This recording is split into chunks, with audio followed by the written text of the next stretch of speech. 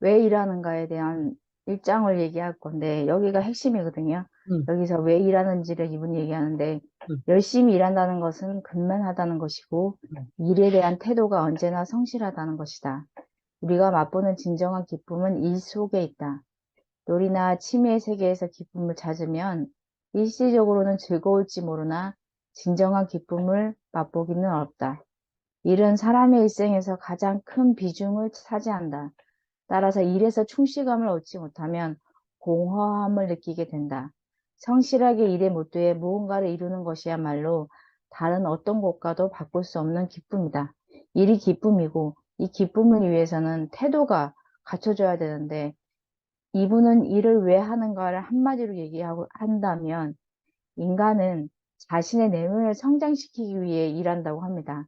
대체 무엇을 위해 일하는 걸까? 질문을 던진다면 그럴 때는 한 가지 사실을 떠올려 보라고 합니다. 일하는 것은 우리의 내면을 단단하게 하고 마음을 갈고 닦으며 삶에서 가장 가치 있는 것을 손에 넣기 위한 행위라는 것을. 그리고 이분은 이런 얘기를 합니다.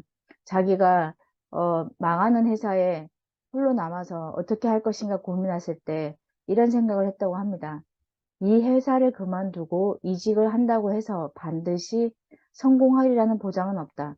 회사를 그만두고 나서 인생이 잘 풀린 사람도 있겠지만 반대로 회사를 그만둔 탓에 오히려 비참한 인생을 보내게 된 사람도 있을 것이다.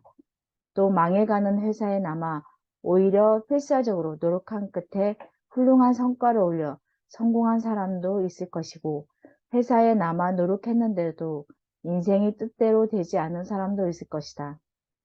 이런저런 경우를 따져가며 과연 회사를 그만두는 게 좋을지 아니면 회사에 남는 게 옳은 선택인지 고심한 끝에 한 가지 결론에 이르렀는데 그것은 내 앞날을 역전시키거나 나를 더 초라하게 할지 모를 결단이었다.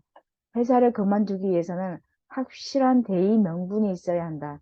그저 막연히 불만을 품고 회사를 그만둔다면 아무리 좋은 회사에 간데도 똑같지 않겠는가. 그래서는 인생이 잘 풀 일이 없다. 지금 회사에 불만이 있고 전직을 고려하거나 퇴사를 결심하는 사람들한테 한 번 더 생각하게 해주는 문장인 것 같고요.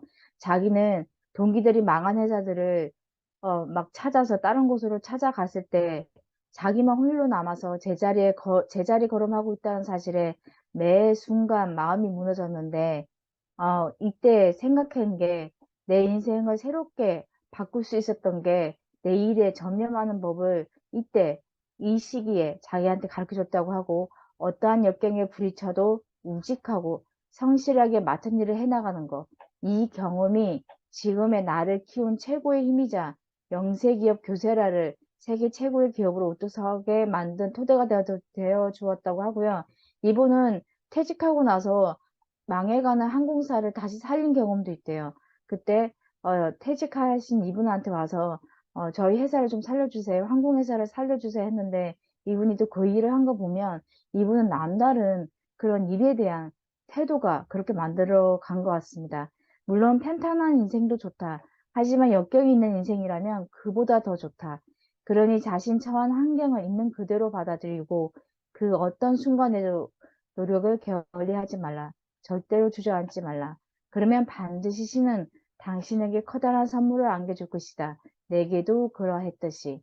그러면서 이분은 108배 인간이 갖고 있는 본뇌 중에 가장 추한 감정이 욕망, 분노, 어리석음, 탐진치 이 세 가지를 얘기하면서 남보다 큰 돈을 벌고 싶다. 남보다 더 많은 칭찬을 받고 싶다. 욕망은 인간이 누구나 가지고 있는데 이게 뜻대로 되지 않으면 분노를 느끼고 왜 생각대로 되지 않는 거지? 라고 불평불만을 쏟아내는 어리석음을 범하는데 그래서 우리는 스스로 괴로워하고 스스로 올가매면서 삼독에 휘둘리는데 너무 과한 게 문제라고 합니다. 그래서 우리는 일에 파묻혀 몰입하면 분노를 가라앉히고 푸념을 줄일 수 있다고 합니다.